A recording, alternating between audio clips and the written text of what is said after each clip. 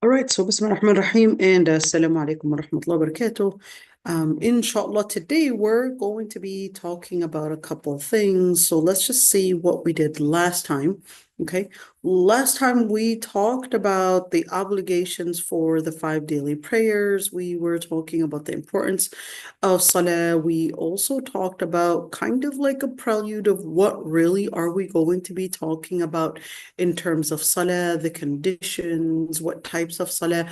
And we said that there are two major types of Salah. We said there's one, the obligatory prayers, that is the 5 daily prayers, and two, there are the basically the voluntary prayers. And we said we're going to be covering all of those prayers and those types of prayers, inshallah, within basically our class.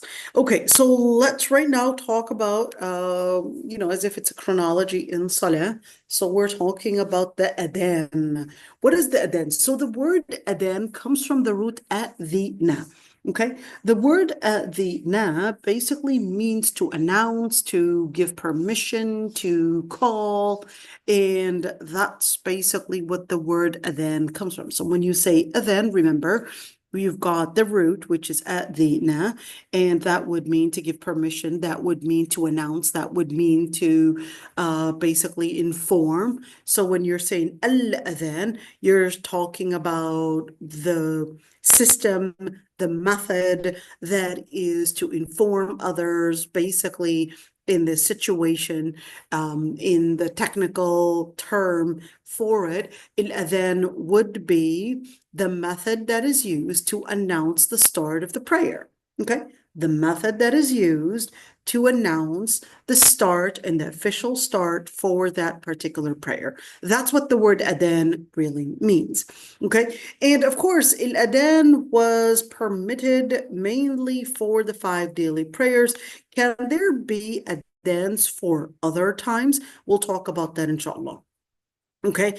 Of course, al-adhan would only be at certain specific times, the 5 specific times. We'll talk about which times those are. And al-adhan was permitted in the first year, from the year the Prophet ﷺ had migrated to Medina.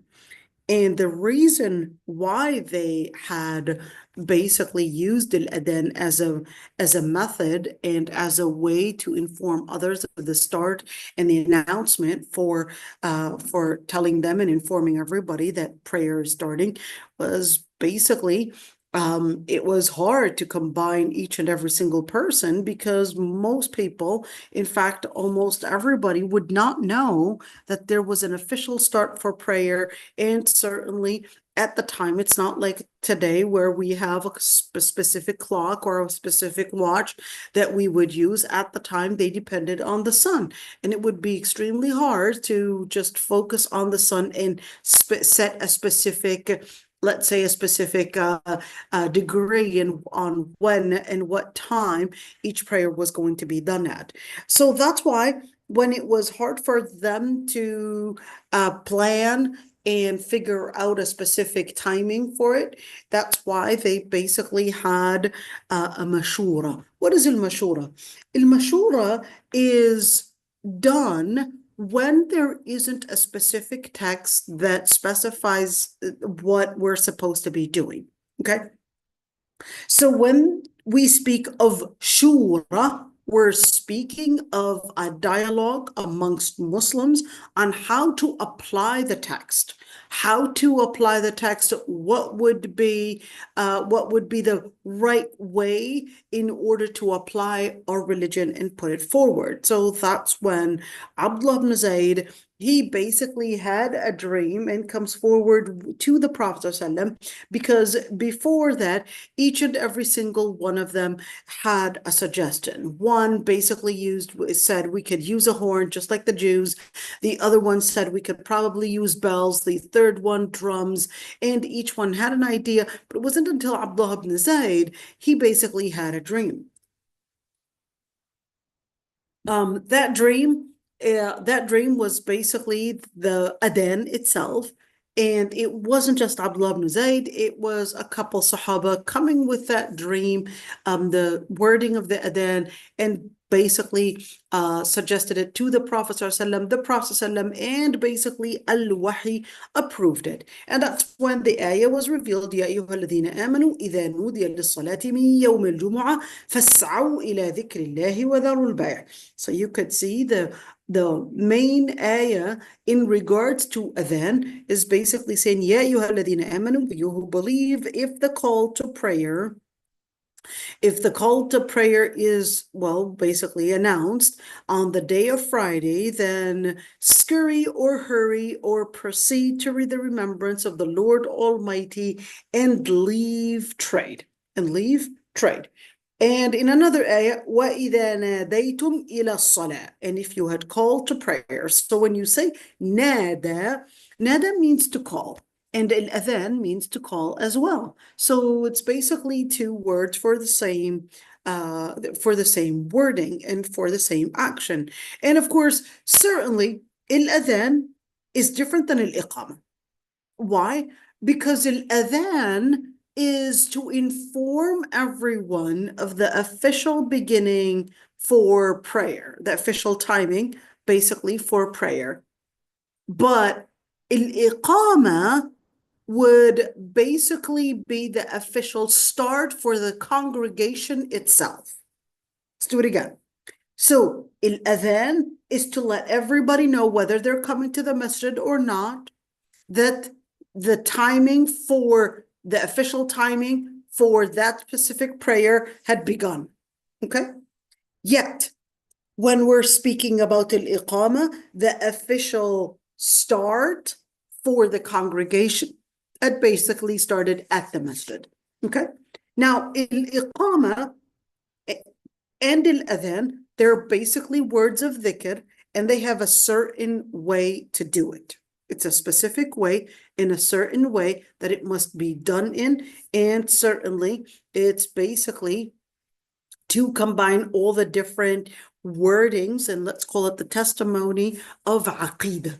So when we say Allahu Akbar, Ashhadu an la ilaha illallah, Ashhadu anna Muhammad Rasulullah, what are we doing? We're basically using the words for the testimony of aqeedah in relationship with, one, what we would believe about Allah subhanahu wa ta'ala, what we would believe about the prophets, and certainly the relationship that we would respond to the call that Allah subhanahu wa ta'ala had sent with al-Wahy, Hayya ala salah, Hayya ala al-falah, come to prayer and come to success. So you could see when we're speaking about al-adhan, it's basically that testimony repeated, and we're going to talk about that. Of course, there are certain ahadith that the Prophet ﷺ had mentioned the importance of adhan and how the people that would do the adhan have the longest necks on Judgment Day. Is this literally longest necks, and why longest necks? What's the importance of having a long neck? So the long neck is basically going to be coming to the rescue when there is a station on Judgment Day.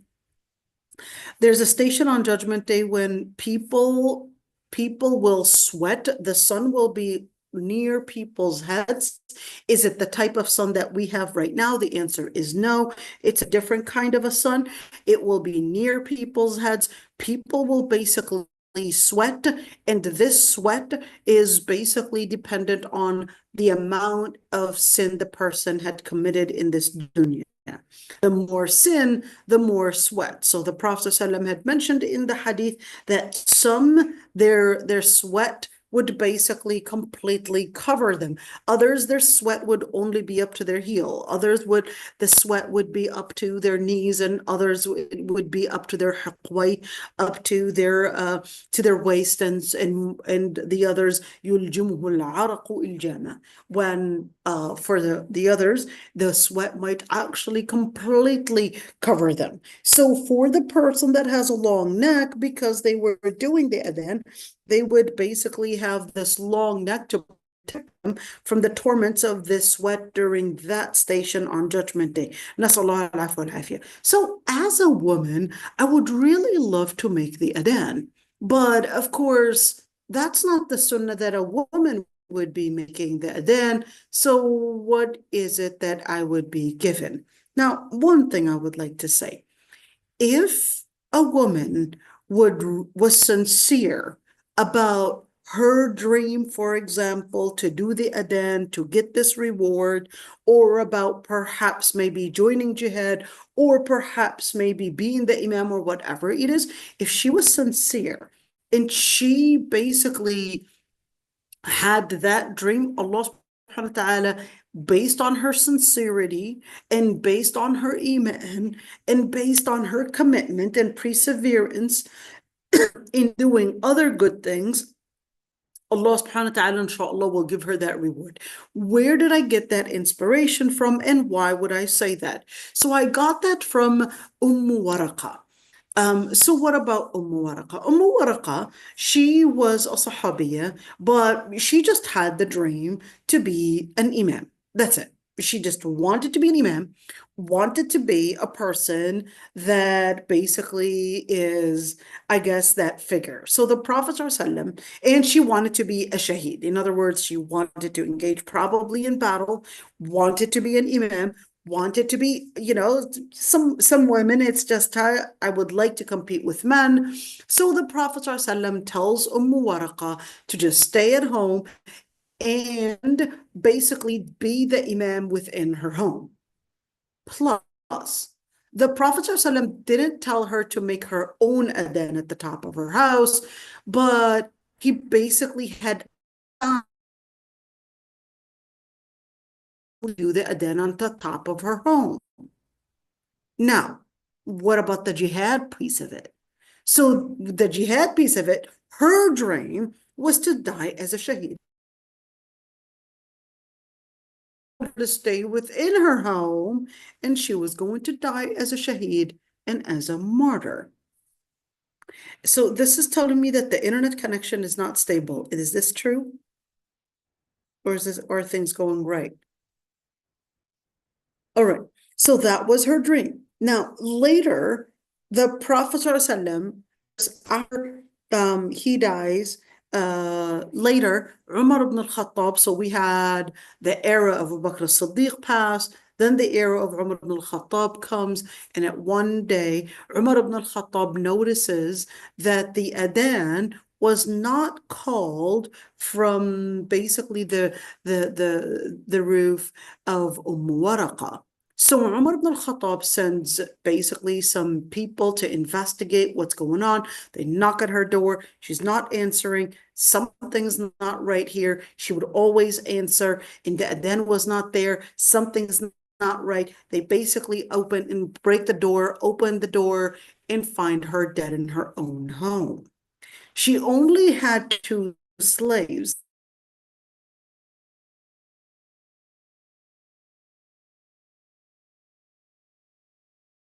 Killed, and her 2 slaves are not there. Well, the only 2 suspects would be her slaves, and therefore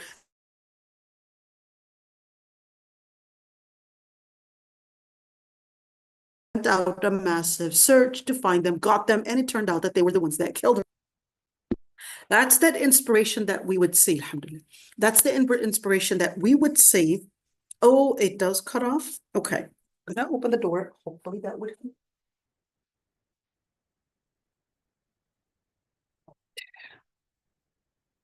It should be getting better, so do tell me if it still cuts off. Okay. So that's the inspiration that we would basically get from Waraqa, that if you were really sincere and committed and had that commitment that you really wanted to do that good deed, that Allah subhanahu wa ta'ala will give you the reward. This isn't just it, but same thing when we would see other Sahaba. For another Sahabi that I would like to mention is that Sahabi that basically died while he was on his way to Medina.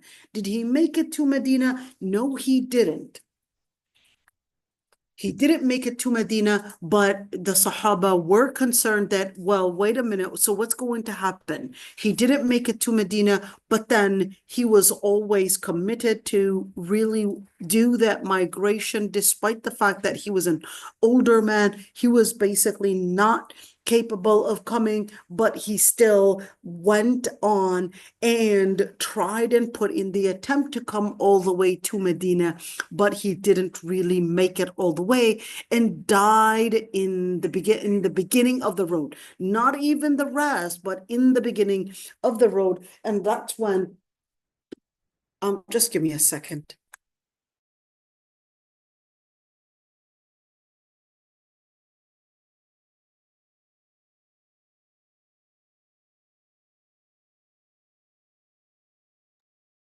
That's when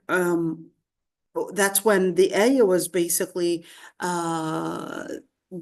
revealed in regards to that man, that even if somebody were to die in the middle or in the beginning of the way and did not even have the support that they wanted or they had wanted to use, or they would have probably used in order to put it for the sake of Allah subhanahu wa ta'ala, Allah subhanahu wa ta'ala had prepared for them jannatin tajri min tahtiha al-anhar. Allah subhanahu wa ta'ala had prepared for them the different gardens that Allah subhanahu wa ta'ala basically will have flowing rivers from underneath. Okay, so al-adhan, what is the ruling on al-adhan? Something is fard kifaya. What is fard kifaya? Fard kifaya basically means that this is obligatory, but it would be obligatory not on every single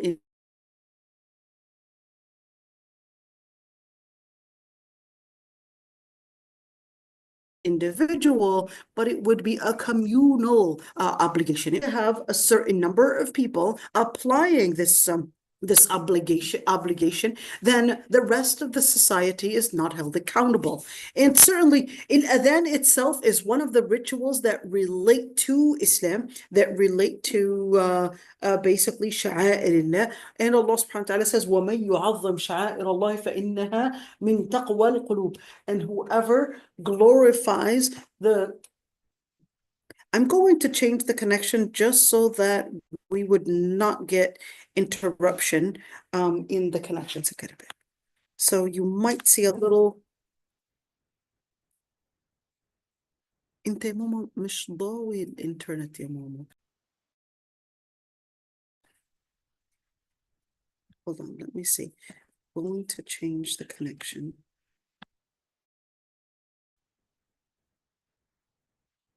All right. This should be a better connection. So hopefully we can get a good response from you. Okay, let's see. What are the conditions in order to make the adhan? What are the conditions? Number one, أن يكون صيتا. What is أن يكون صيتا? أن يكون صيتا meaning that they would have a good voice. Where do we get that from? So when the Prophet ﷺ had the suggestion, the dream basically of Abdullah ibn Zayd, this is the dream that we got in regards to announcing the adhan and gathering the people onto the call to prayer, etc. That's when Jabir ibn Abdullah, he comes forward after the Prophet ﷺ had chosen Bilal ibn Rabah. But Jabir ibn Abdullah, he said, well, can I be the person to do it? So the Prophet ﷺ tells him about Bilal, and that Bilal, and he uses إِنَّهُ أَنْدَى مِنْكَ صَوْتًا. He basically has a more beautiful voice. So therefore, from that we take the inspiration that the adhan, there are certain things, not only adhan, but when we're speaking about skill, when we're speaking about probably God-given skill, God-given potential, sometimes you could see some people that just have a more beautiful voice. It's nice to have somebody that basically had maybe a study in Sharia, maybe they have a background in Sharia, etc. But in terms of adhan, it's not an issue of having a degree. It's an issue of also taking in consideration that the person has a beautiful voice, that the person is taught how to basically say the adhan in a way that goes along with the sunnah.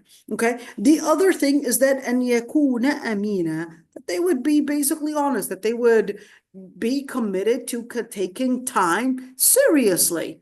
And certainly making sure that when they're announcing the adhan, that they're taking the time seriously, they're taking the wordings, the education and learning how to do at least the adhan seriously. And certainly because this is going to involve salah and this is going to involve siyam. So the person really has to understand that they're really serious about this job, or at least this position. Now, it's important to mention, since I use the word job, okay, can this person get paid for this job? Okay, just pause for a second. There are differences of opinions between scholars in that regard, but we'll come back to it, okay? Just remind me to come back to it. Al-Adhan is 15 different sentences.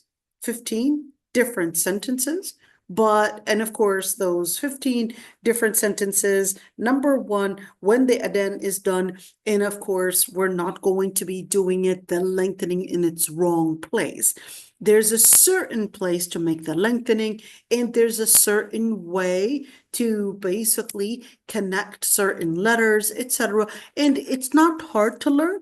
It's just taking the time to understand and just practice it a little bit, and then the person would basically be capable of doing the adhan. Of course, it's going to be a man doing the adhan. Why not a woman? Well, because there's something called sunnah tarkiyya. Let me write that down. Okay, so why can't a woman do it? There is a sunnah fi'liyya and there is a sunnah tarkiyya. What's the difference? So sunnah fi'liyya is basically something that we would know is from the tradition of the Prophet ﷺ, basically because he had done it. So it was a practice that the Prophet ﷺ had done. It was something that he had applied, and therefore we would know that that is a sunnah fi'liyya. Sunnah tarkiyya, something that he could have done, but he did not do. Okay? That would be sunnah tarkiyya, meaning that tradition is to actually leave something and not do it. So let's give an example. Okay, was the Prophet ﷺ capable of probably saying, hey, Aisha, you're my beloved wife, got a beautiful voice, I want you to go up there and I want you to do the adhan? He could have done that. Did he actually tell any of his wives to do that? And certainly there were many other women that would have probably wanted such an assignment, but he never had any woman basically stand up, not as an imam to lead the men and women, and certainly not as a person to be assigned to basically call for the adhan. What does that mean? Well, that would mean that the Prophet ﷺ did not say that such a position is befit or basically is permitted for women to do, or basically something that suits women. So therefore, that would be a sunnah tarkiyya. That would be a sunnah tarkiyya. That would be basically the tradition that the Prophet ﷺ had left, and we would take what he had left in consideration. So therefore, same thing. If we were to say, well, is what's going to be the opposite if the person were to not do what the Prophet ﷺ had basically, well, if the person were to do what the Prophet ﷺ had left, that's what would be a bid'ah. That's what would be an innovation. What is an innovation? An innovation is basically a practice that the Prophet ﷺ did not practice, or a practice that the Prophet ﷺ had left and the person is probably doing otherwise. For example, the Prophet ﷺ's birthday. Did the Prophet ﷺ celebrate a birthday? Did the Sahaba sit there and put a candle and start, hey, happy birthday to you? Absolutely not. Making it as if a person were to do it, making that as a bid'ah. Okay. Was the Prophet ﷺ capable of doing such a thing? Certainly he was. Was this something that was known at the time of the Prophet ﷺ? Certainly. glorifying the kings, leaders, etc., was something that was known. So it wasn't foreign. They knew that such things could or were practiced in other cultures, in other kings, and etc. These things were practiced, but the Prophet ﷺ did not adopt such a practice. Therefore, that would be a sunnah tarkiyah. So let's see right there. What are the words of salah? The words of salah, basically, here we go. Allahu Akbar, Allahu Akbar. Allah subhanahu wa ta'ala is the greatest. And that announcement, basically, the greatest is to announce that Allah subhanahu wa ta'ala is beyond all. Therefore, our focus is on Allah subhanahu wa ta'ala. Number two, there are certain things that the mu'adhin does. So when the person is saying Allahu Akbar, they would turn towards the right. And then when they get to Hayya ala salah, Hayya ala falah, they would turn towards the left. While they're doing the adhan, it is a sunnah that they would close their ears to basically, of course, get a clearer voice. If you were to close your ears and try to make, sound out and probably, get your sound basically out, you would hear yourself differently. And the sound, when, of course, it vibrates, it vibrates through your larynx or through basically your throat, etc., would give a different sound than if you basically had your ears as another exit to probably vibration and whatever it is. At the end is that if you were to block your ears, you would have a clearer sound of what you're doing and basically clearer voice. Okay, so when you're doing Hayya al-Falah, basically, Hayya al-Falah, announcing, come to success, Hayya al-Salah, come to prayer, come to success, and that is repeated a couple times. And during Adhan al-Fajr, the sunnah is to basically say, as-salatu khayrun min an-nawm. During the Fajr prayer, the sunnah is to add at the end of the Adhan, as-salatu khayrun min an-nawm. Prayer is better than sleep. It's basically to be mentioned, and that is called a tathweeb. 2 times is the number of times that the person says it in. Okay, and of course, when we're speaking about adhan, can we somehow make it into some kind of an nasheed, etc.? Well, that wasn't done by the Prophet ﷺ, making that as something that would be a bid'ah. Okay, now one thing, can we make the adhan before time? Well, the adhan was supposed to be during the time that it is basically the designated time for prayer. So therefore we cannot do it before the time. Okay, and certainly it has to be to announce the prayer itself.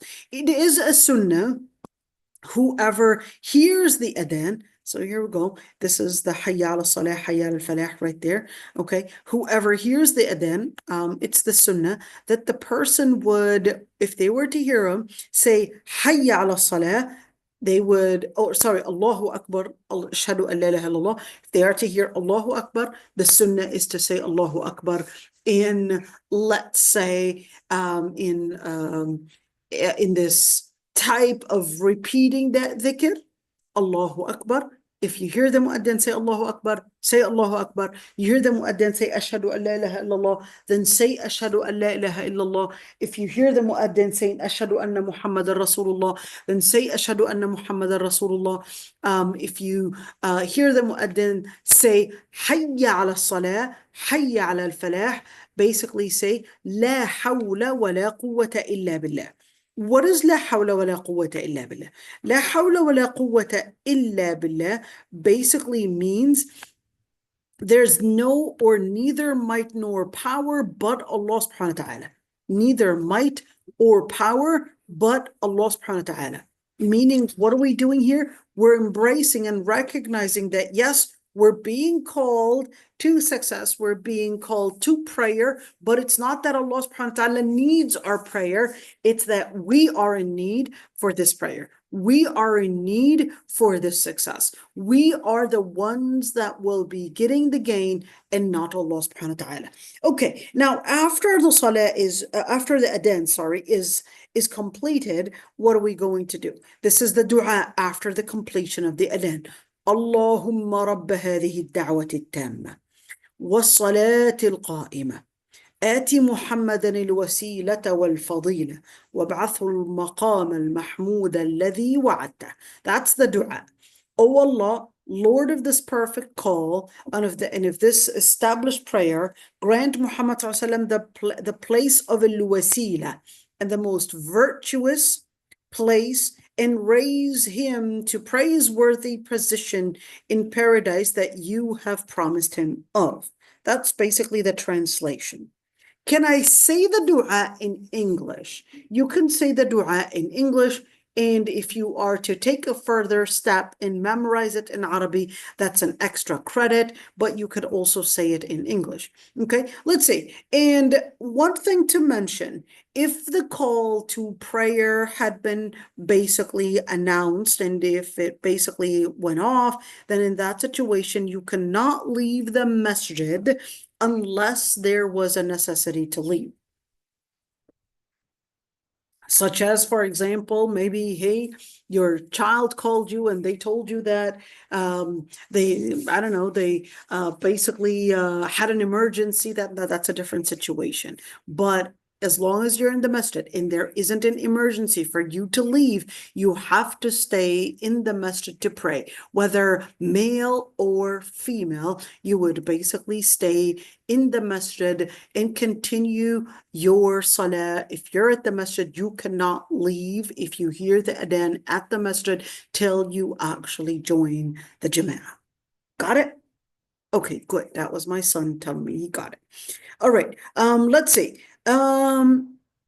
What about when it comes to going to the masjid? Now, one thing is that we know that for women, and this is what we, of course, as women, we care about what's the ruling on me going to the masjid. So in general, it's a sunnah to go to the masjid for women. It's not obligatory to go to the masjid, but it's important to mention that especially during our times, you could see that there is this question that should I join the masjid, because the Prophet ﷺ had said, Salatul mar'ati fi baytiha, that it would be afdalu laha, that a woman's prayer at home is basically better for her. So does that mean that I am discouraged from going to the masjid? The answer is no. I think it's important to put it within the context.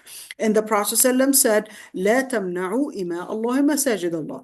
Do not prohibit the female servants of Allah subhanahu wa ta'ala to go to basically the house and the masajid, basically from going to the masajid. Okay, so that one is pretty clear and pretty straightforward. In another hadith, the Prophet ﷺ said, وَلْيَخْرُجْنَ تَفِلَاتٍ, that they should go, in other words, taking the regulations of how they would appear in public, whether it's with their hijab or whether it's not having any cosmetics and any beautification, any fragrance and any guest makeup and all of that. No, you're going to the masjid. You're going to give the honor and maintain this place to be a place of not fashion, not attraction, but a place of servitude, submission to Allah subhanahu wa ta'ala, a place of spirituality. So maintain it as such.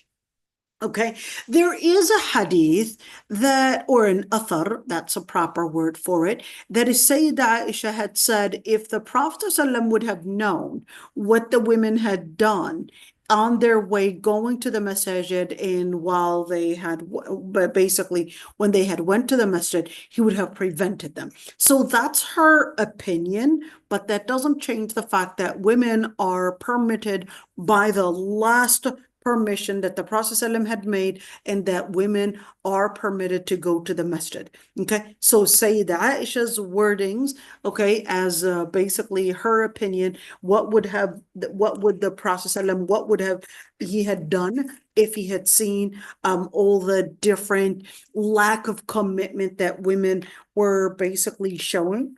So was that something that the Prophet ﷺ would have probably done? Who knows? Perhaps. And of course, for the Hanafi madhab, I think it's worth mention here. For the Hanafi madhab, they had taken the words of Sayyidah Aisha and said, well, here we go. Sayyidah Aisha is basically somebody that the Prophet ﷺ had taught. And certainly we could see that if the women, and specifically the women shawab, the women that are young, we're looking at shawab. So shawab are usually 33 and under. Okay. If Sayyidah Aisha had said that, so they basically considered that as the madhab Hanafi, then therefore the women that are within this age group, basically puberty and until age 33, they shouldn't be going to the masjid because, according to the madhab Hanafi, because Sayyidah Aisha said that they basically can cause fitna. Okay, so this is an opinion. Is this the opinion that I would take? The answer is absolutely not.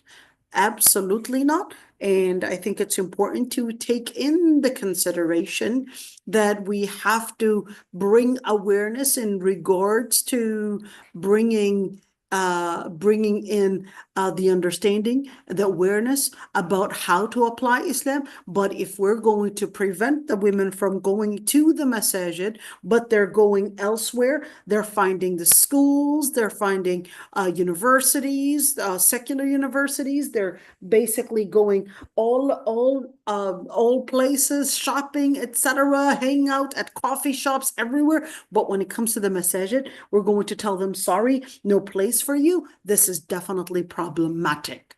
This is definitely problematic and definitely a fitna.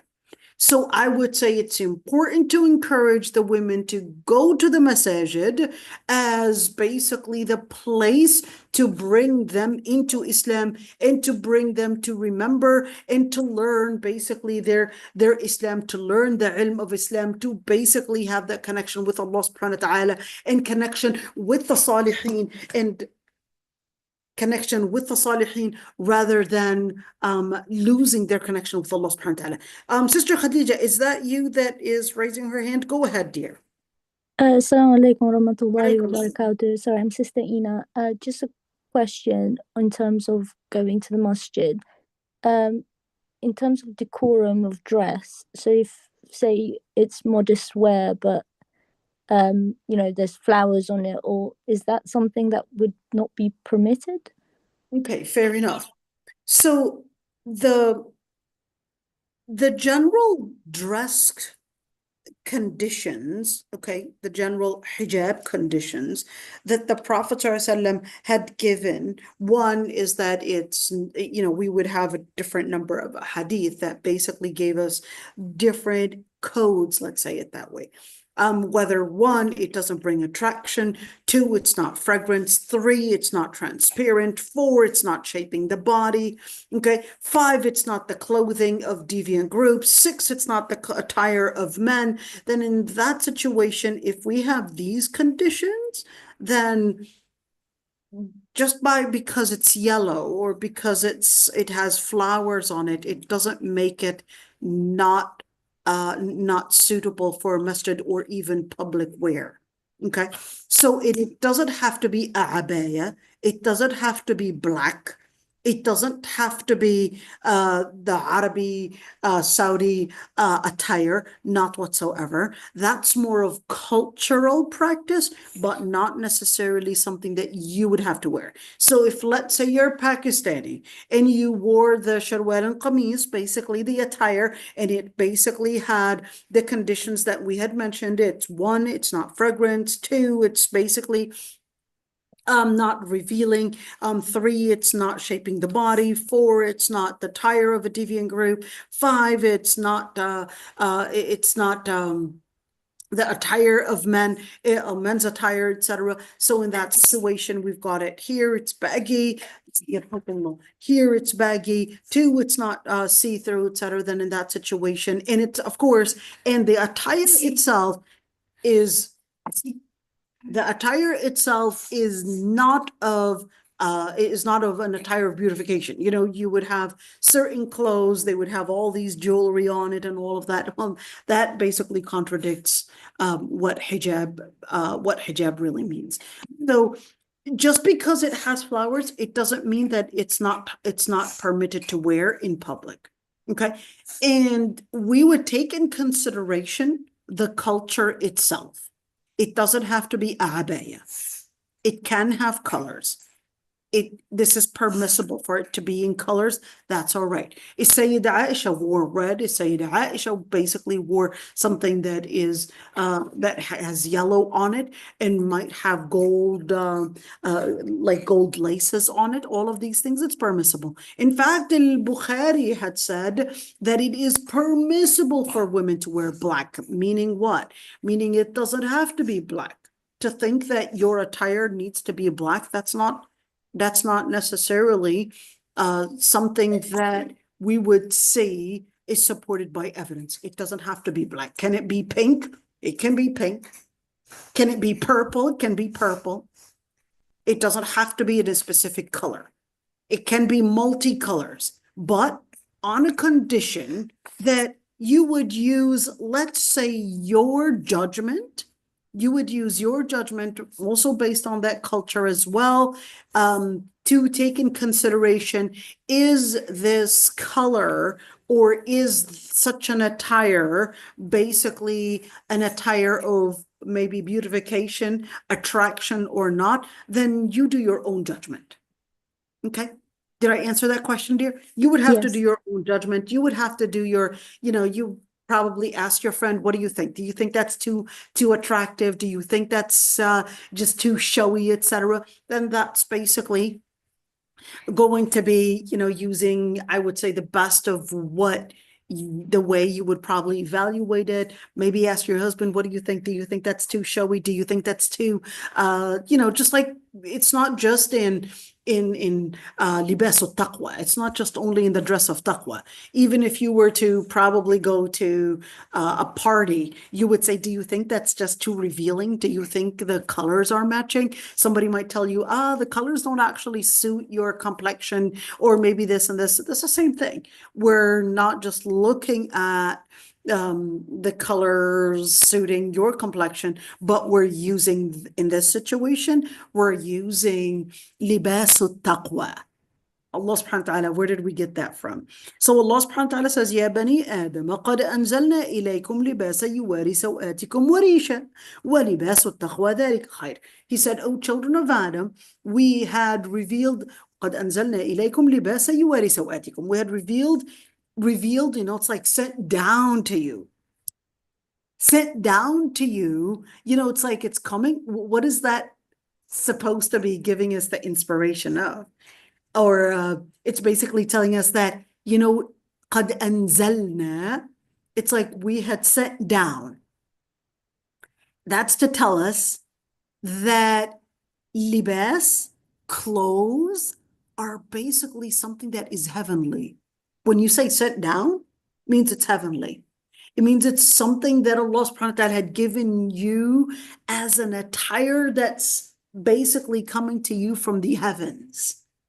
Okay. Libasa yuwari sawatikum. What about it? Well, it's basically garments to cover and cover your basically sawatikum. Sawa is usually the thing that you don't want others to see. And he said, وَلِبَاسُ التَّقْوَى ذَلِكَ خَيْرٌ. And the dress of taqwa is best. When you look at the word, the dress of taqwa, what is that supposed to mean? That Allah subhanahu wa ta'ala just gave you this general term, the dress of piety. There are certain garments that you would see, you're like, that person that is walking right there is basically carrying the risala, is carrying the message. I remember one time, I think I was in Atlanta, and a person that was, I was in the airport. I was just walking in the airport, and then this lady who was a person that does massage, she just from far away, she was just looking at me, and I could see she was looking at me. And then when I got close, she said, "Excuse me." And I approached and I said, I thought she was wanting to tell me something. I approached and she said, "I know God loves you." And just straightforward at my face like that. I said, "Well, that's something that I would hope. But what makes you say that?" She said, "Because I know that the way you are dressed is heavenly." And I could remember, it was an African American woman in the Atlanta airport, Atlanta, Georgia airport, and I still remember it, and I still remember the way that she approached me, and she just insisted to give me a hug. Subhanallah, I mean, you don't need much to see and really recognize that libas or taqwa, it really brings in honor. And I've had many children actually come to me and just, I'm just shopping, probably Walmart or anywhere in different places. And they would come to me and say, "I am your fan," and would just shake my hand. And some would ask for my autograph, tell me that they had seen me on TV and that I'm basically their ninja fan. That one I would never forget. But anyhow, maybe, the ninja piece of it is a little maybe too off, but yeah, at the end, hey, I've got some fans right there, without me knowing. All right, so going back to the topic that we were talking about when it comes to libas, when it comes to attire, when it comes to garment, there isn't a specific fashion that would be considered as, well, this is the proper hijab. And that was left to the society, and to basically determine what would make the conditions basically met to suit also the terrain that they're living in. So you would see, for example, the Kurds, you would see the Pakistanis, because their areas are mountainous areas, they would usually wear the shalwar and qamis because a abaya would not be proper to wear in a terrain like their terrain. Because if they're going to be walking on mountainous areas, and certainly if she's going to be raising her leg, then that's going to be basically revealing the other leg. So that's why areas that are mountainous, just like the Kurds, they would have women wear like those wide trousers with long shirts or long, I think they would call it a qamis, okay?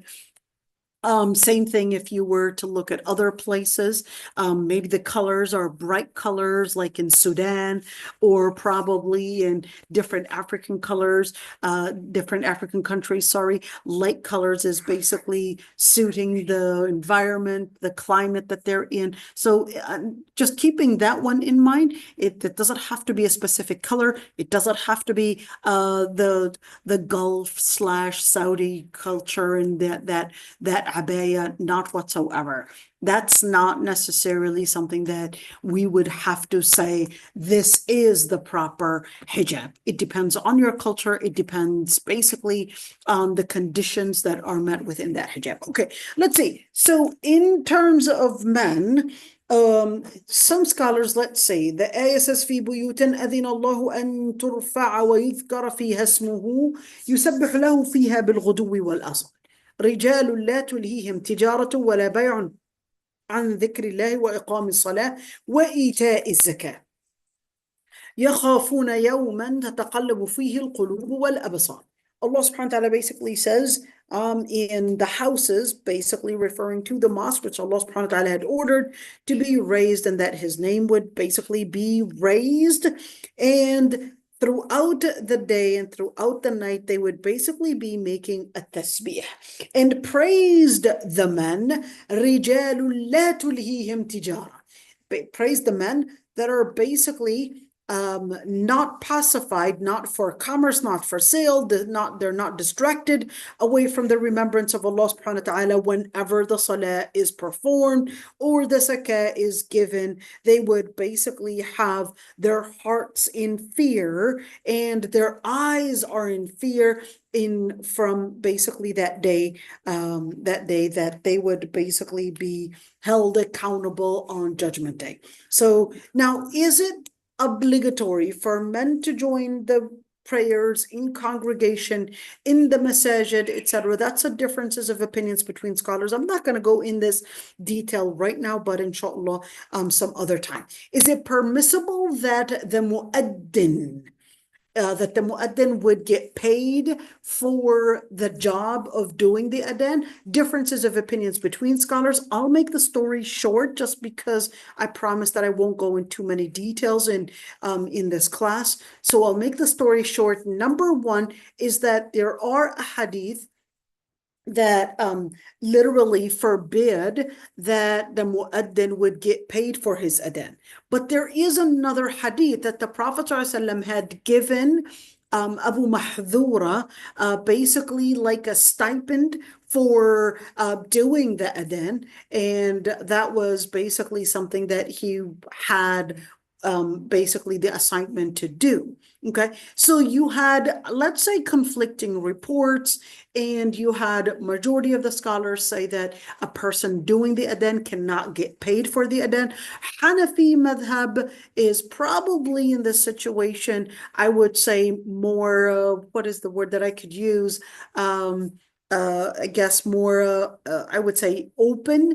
So when we're speaking about maybe doing adhan, when we're speaking about doing ruqya, when we're talking about salat jama'ah, when we're talking about, let's say we hired an imam to basically do salat al-jama'ah in the masjid, for example, or perhaps during taraweeh, etc. Well, they're definitely taking certain time, but are they permitted to take a certain stipend for doing what they're doing? So the preponderant, wallahu a'lam, is that yes, they are permitted to take a stipend for this job. Why? Al-Hanafi madhab specifically had used number one, a number of different texts. Number two, another argument, and considered that if these people that are qualified to do these jobs, if we're going to have them be discouraged from doing the job because if it's a tailor, if it's a school teacher, if it's a person that's probably just doing another job, and then we would ask them to get some time off. Well, that's basically taking the whole 5 schedules just to do the adhan or probably come to the masjid, and that's definitely going to be discouraging if they're not going to get paid for it. So if we're assigning a person to do a specific job, then this should be, since it's fard kifaya, this should be something that we would have to make a complete assignment for.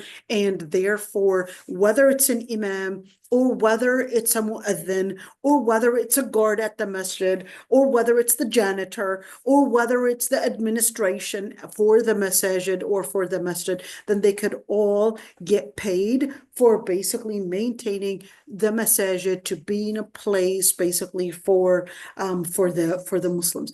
How much does an imam get paid in the US? An imam in the US gets paid a minimum of somewhere, give or take, $3,000, $2,800 if we're starting to talk about, a start off in a simple masjid. $3,000 is pretty much the standard pay. It can go up to $6,000 depending if you're famous, if you're a famous scholar, and yes, they can be getting paid $6,000 a month, believe it or not, probably even more. They'll, some of those scholars will actually get really good pay, believe it or not. They'll basically get an offer, well, just like you would get based on on probably your background or your expertise or basically your fame, and you're bringing in the musallin and you're basically a popular person. Yes, certain masajid may give a big stipend, I mean a really big stipend for certain figures. So it's not necessarily the same. Is this permissible? The answer is it is permissible to basically give أنزلوا الناس منازلهم, to basically give certain people based on their expertise, based on basically their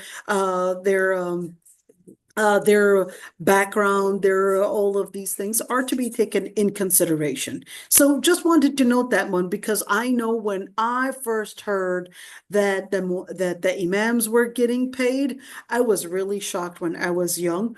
I was really shocked, and it really, really somehow it just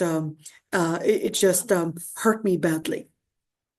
Okay, now we're going to basically go for the second chapter. It's basically the prayer conditions. Okay, but before we go for the prayer conditions, I think it would be fair to just get a minute of maybe a minute of, I don't want to say silence because that would be more in a different situation, but a minute break, okay?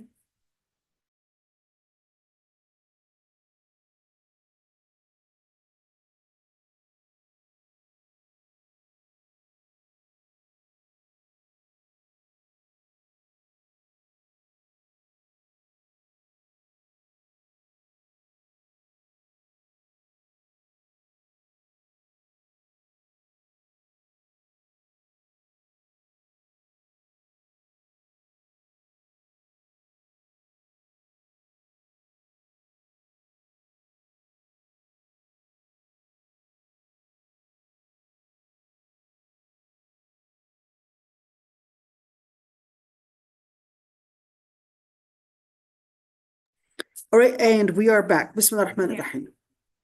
So now we're going for the following chapter, but before we go for that following chapter, if there are any questions in regards to Adhan and all of what we had said, I'd love to hear it. If there are any questions, you could just unmute yourself or write it in the chat. And if there are no questions, we'll basically continue with the conditions of Salah. Okay. I don't see any hands going up, so let's prayer conditions. So what do we mean by conditions? Okay, so I want you to look at this one. The conditions are basically that the prayer itself, it doesn't have to be a prayer. Any condition, they're basically things, or let's call them regulations, that a particular act depends on. So in other words, it's not within the act. Let's say salah. Okay. If I'm saying facing the qibla is part of salah, it's a condition. And having pure clothes is part of the condition, or facing, we just said facing the qibla, or maybe making it within the designated time, that is one of those conditions, okay? So the condition itself, if you were to put the act of prayer, the condition is pretty much external, but it is related and relevant to the prayer. But when you look at a person doing the prayer, you don't necessarily see it on that person. So that's why when we're speaking about conditions, we're speaking about, let's say, external conditions from the actual act. Okay, so just by having this condition, it doesn't mean you are in prayer.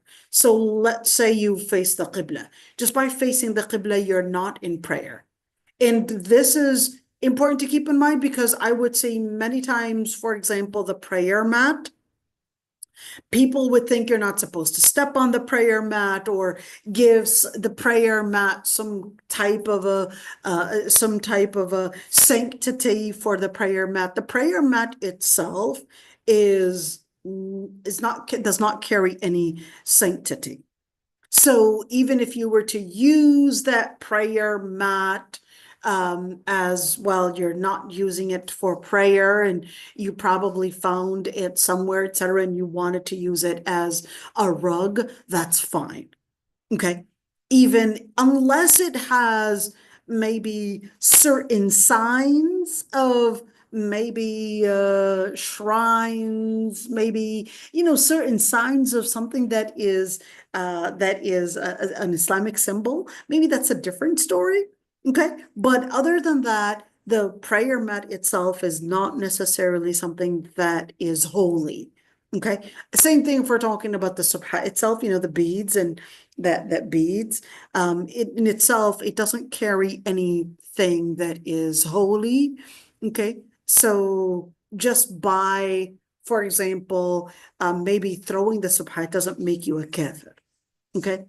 Yes, there is a good blessing in keeping consideration, probably the prayer mat. You just feel that, someone was praying on this, there was dhikr done on this. I'd like to give it a special place, because I feel that it might carry the blessings of the dhikr that was done on it, etc. Well, that's a nice way of looking at it. But in terms of, does it carry a special sanctity? Does it make it holy? The answer is no. It's a nice way of looking at the blessings in it, but it doesn't make it in itself as holy. So just wanted to note these things, to help us, I guess, recognize, I would say, the borders of things. Okay, so when we're speaking about shurut al-salah, the conditions for salah, we're speaking about, one, doing it on a specific time, in a specific place, in a specific position. We're speaking about those areas,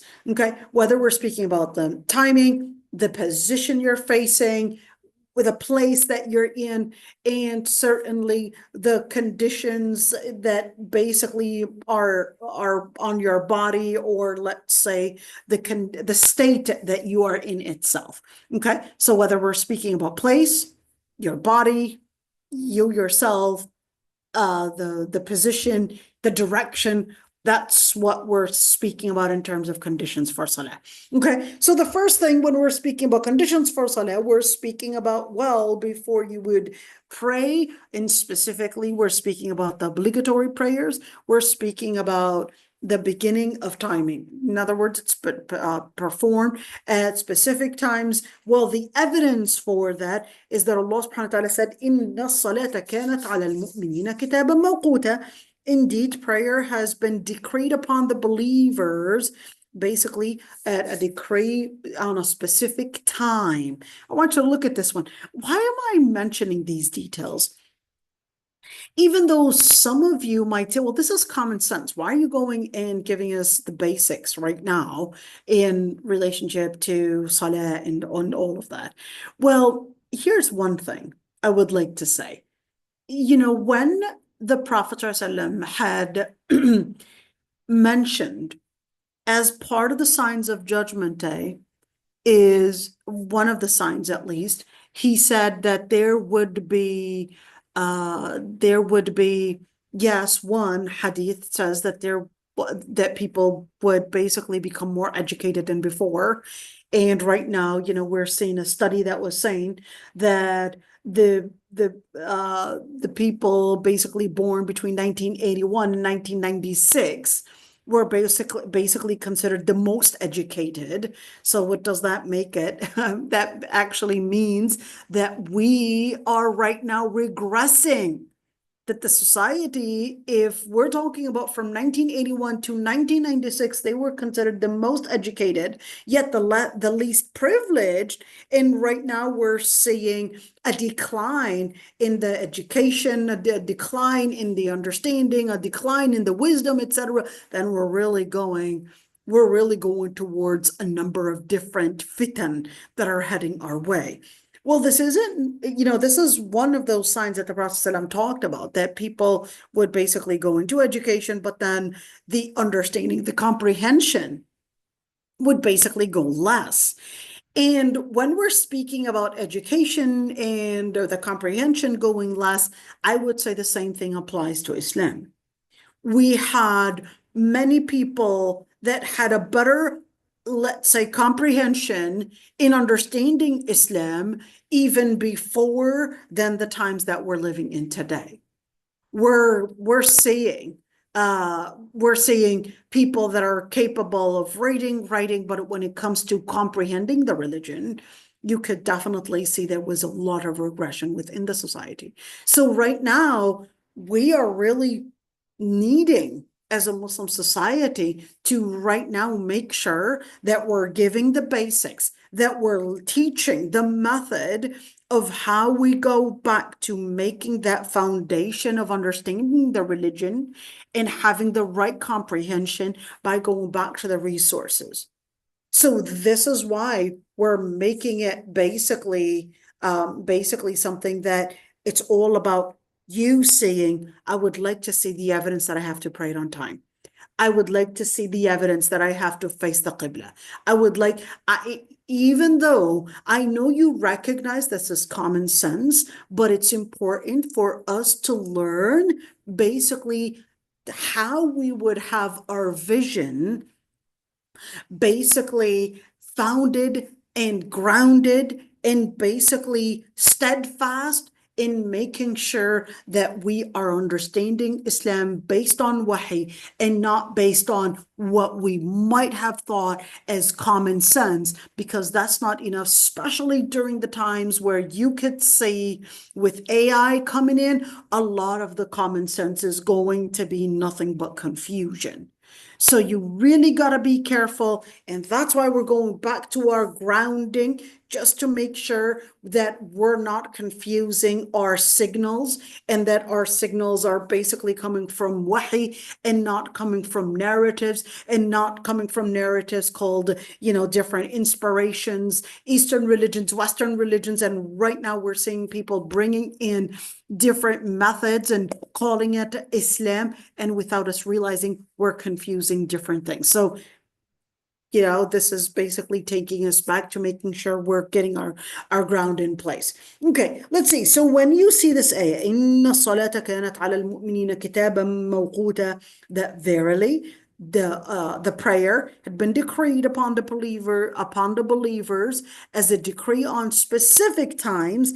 Therefore, Allah subhanahu wa ta'ala had basically informed the Prophet in regards to these 5 daily prayers, when we would basically have to apply it in, when it's to be practiced. And certainly the Sahaba themselves, well, just as the Prophet basically gave us a certain timings, we're going to see that later on, how he had said, well, this is when the Fajr prayers at, this is when Dhuhr prayers at, this is when it ends, this is when it starts, etc. Same thing, we could see that the Sahaba themselves, even though they had basically passed on the report about the Prophet about those timings for the prayer and how the Prophet practiced those prayers. Umar ibn al-Khattab is one of the Sahaba. He said, "As-salatu laha waqtun sharatahu Allahu laha la tasihhu illa bihi." Umar ibn al-Khattab had basically announced, when that announcement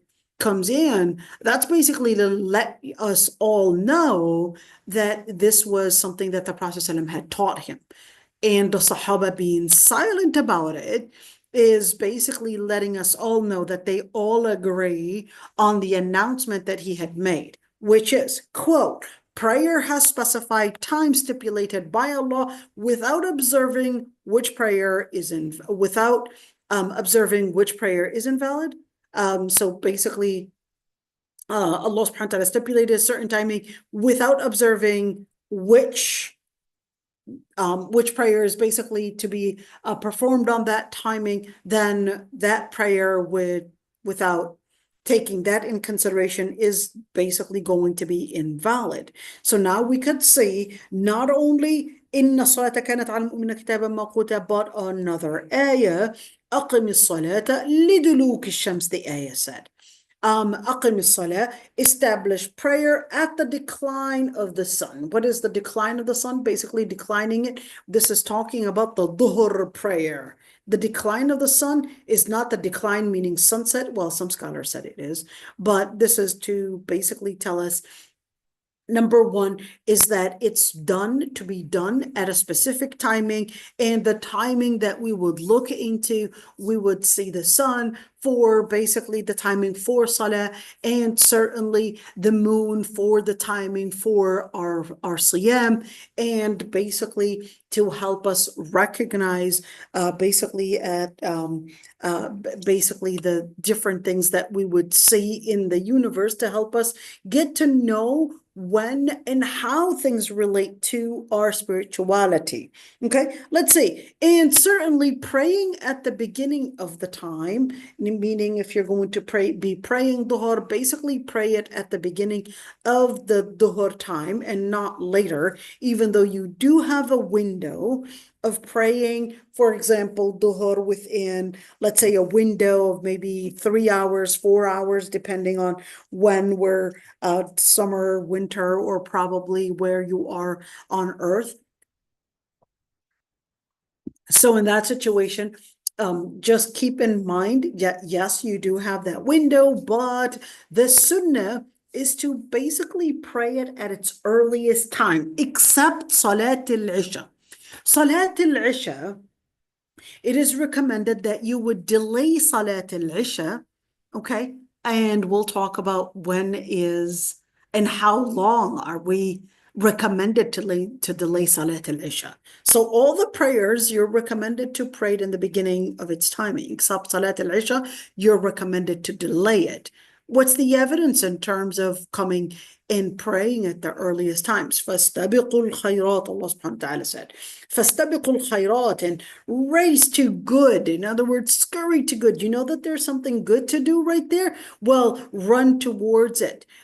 Do it as soon as possible. Make it something that you are you're excited to do. You make this as something that you perform as soon as possible. And that's why Allah subhanahu wa ta'ala had praised السابقون السابقون أولئك المقربون السابقون السابقون, whether it's a donation that they need to give, or whether it's a salah they want to perform, or whether it's a memorization, they'll be the first ones to come forward. Some people, subhanAllah, they always like to come first. Some people just love competition. And Allah subhanahu wa ta'ala praise the people that would be the ones to come to the masjid first, the ones that would join in. If there's a class, they'd be the first ones to join in. They'd be the first ones to basically be there. And why? Because أُولَئِكَ الْمُقَرَّبُونَ, they would be the nearest to Allah subhanahu wa ta'ala on Judgment Day. In a hadith that is authentic, the Prophet ﷺ was asked, Ayyul amali ahabbu ilallah. In the hadith that is authentic, basically the Prophet ﷺ was asked, what is the dearest deed in the sight of Allah? The Prophet ﷺ replied, as-salatu ala waqtiha, performing prayers at their specific times. Now, as-salatu ala waqtiha, is this meaning that when we're speaking about as-salah ala waqtiha, does that mean we're speaking about that praying within the specific window? Or is this talking about at its soonest time?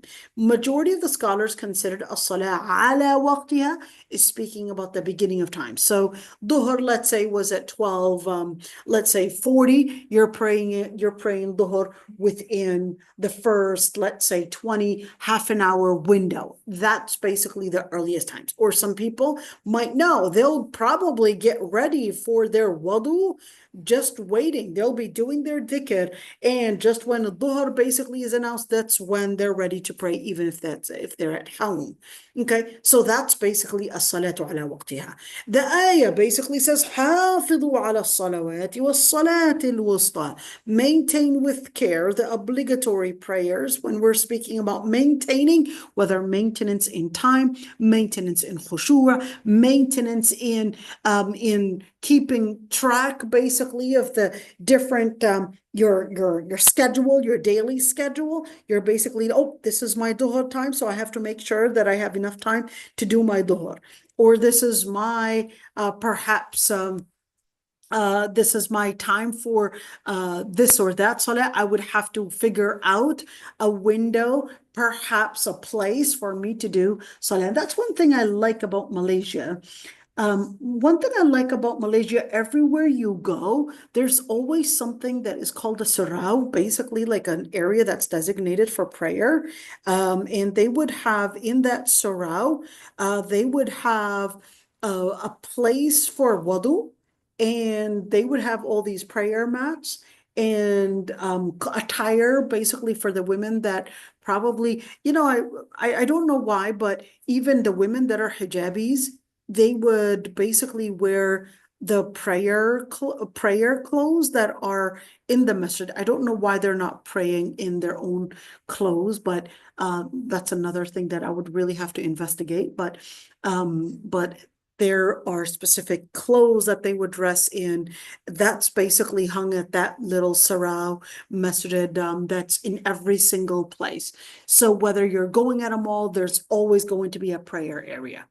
If you're going probably at a bazaar, whatever, there's always a prayer area. No matter where you go, there's always a prayer area, basically for you to be in. At a hospital, school, whatever it is, there's always a prayer area, and a prayer area for the women, a prayer area for the men, and a prayer area would include an area for wudu as well.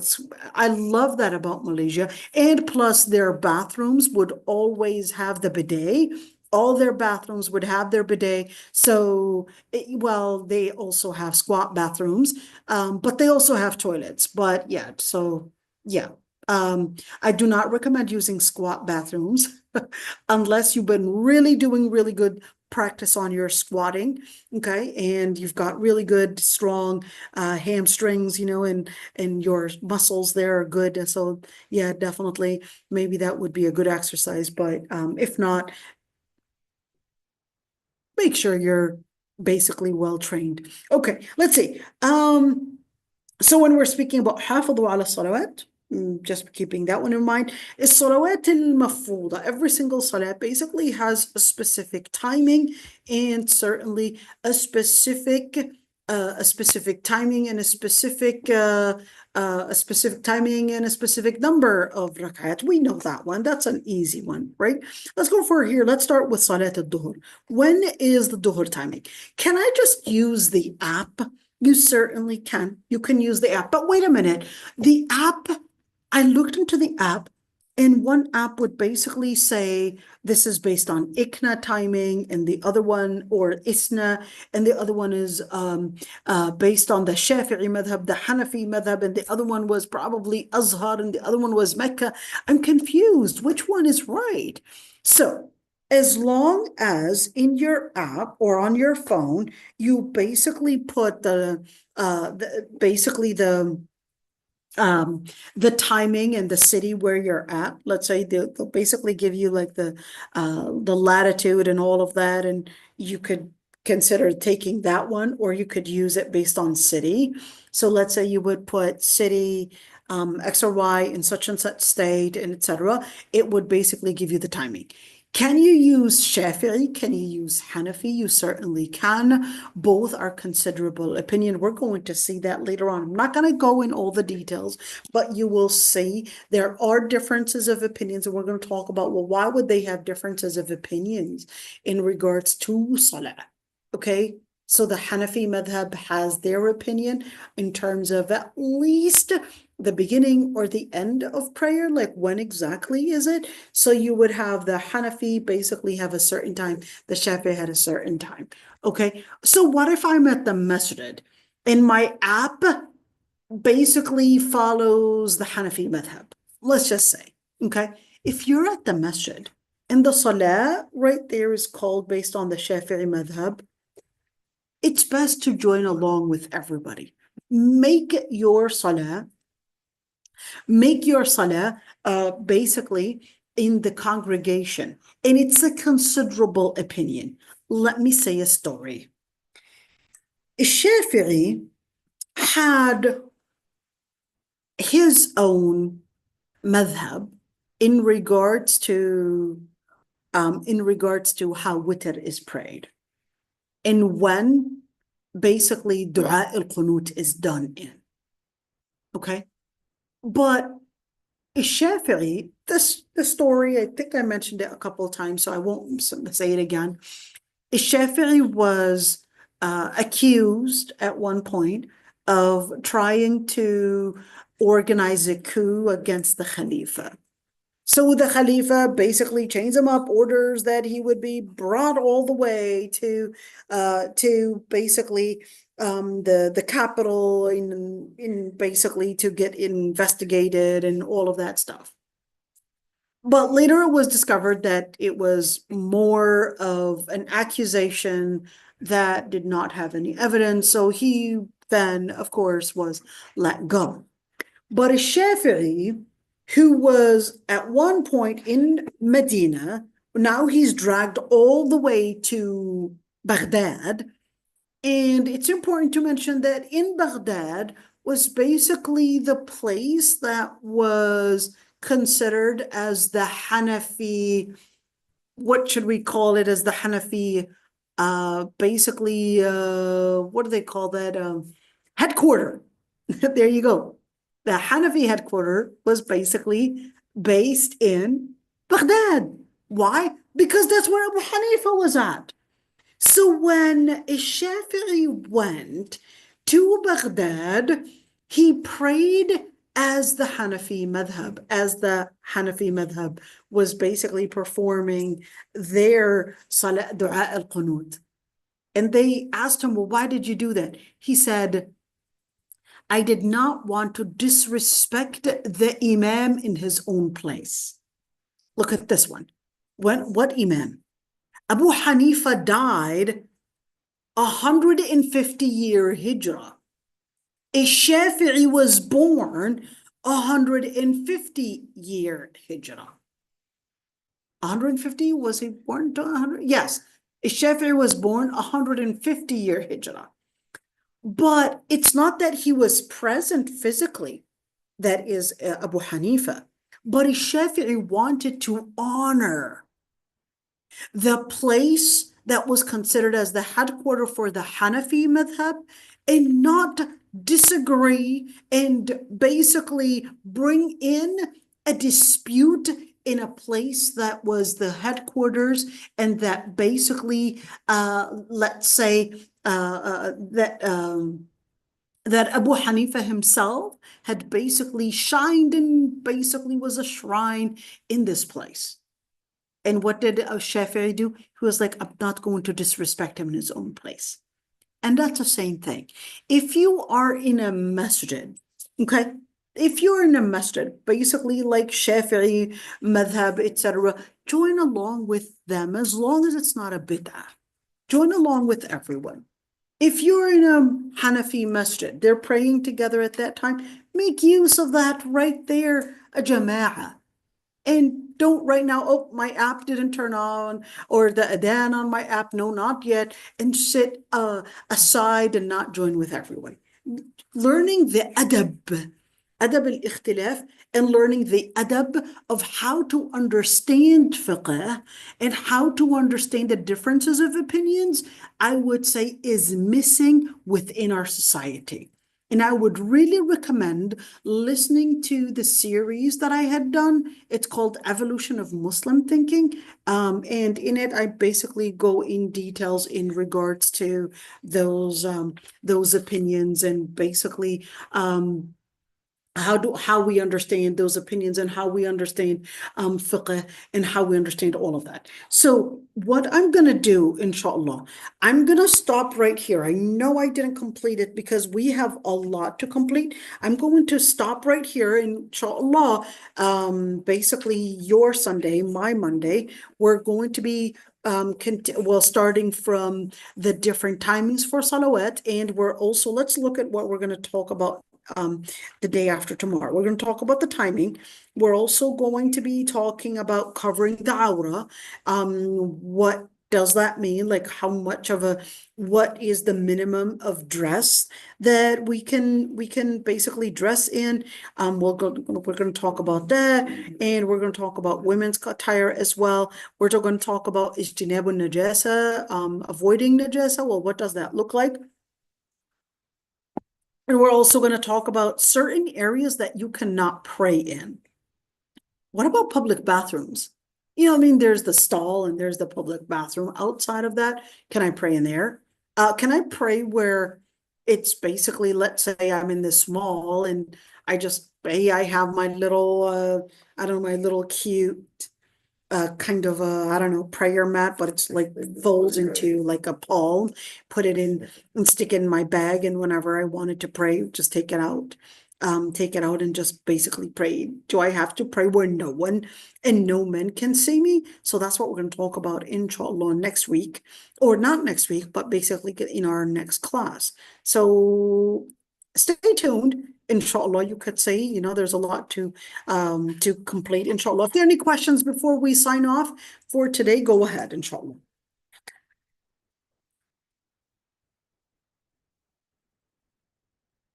Any questions before we leave? Assalamu alaikum.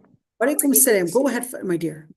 So I was just wondering, as you were mentioning salat biwaqtiha, you said before the salat starts, there are some people who make wudu and istighfar, and then when the azan comes, they pray right away, and then some people within 30 minutes they pray. So I was wondering, like, what if you pray like zuhur before asr time? Would that still be considered in its allotted time? You're praying duhur before asr time? So Yeah, we're like.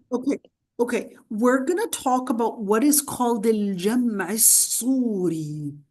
Okay, al-jam' as-suri is more for people with specific, or it doesn't have to be specific, but basically they're called ashab al-a'dhar.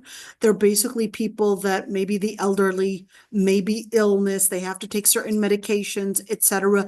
Or maybe women, they're going through istihada, they can't do their wudu that frequently, so they would do what is called al-jam' as-suri. Basically 10 minutes before, let's say dhuhr, okay, and then she basically with the same wudu would pray later on asr, okay, and that way, instead of, let's say, spacing out the prayer times, trying to make the prayer times as close as possible because of, let's say, a concern, because of a special condition. Okay, we're going to talk about that, inshallah. What if there's no special condition, just that you wanted? If there's no special condition, it's not that it's not permissible. It would still be considered that you are praying within the designated timing, but it wouldn't be the sunnah. Okay, so it would be considered in its allotted time, but it's not the sunnah. The sunnah is to pray right when the adhan. Okay, thank you. Right. Yep. Wa iyyakum. Any other question, inshallah? Okay, this is it. Subhanakallah wa bihamdik, nastaghfiruka wa natubu ilayk, nashhadu an la ilaha illa ant. Sorry, but my kids, they have a carnival at their school and I'm supposed to be at their carnival taking them there. So, inshallah, see you tomorrow or the day after tomorrow. Inshallah.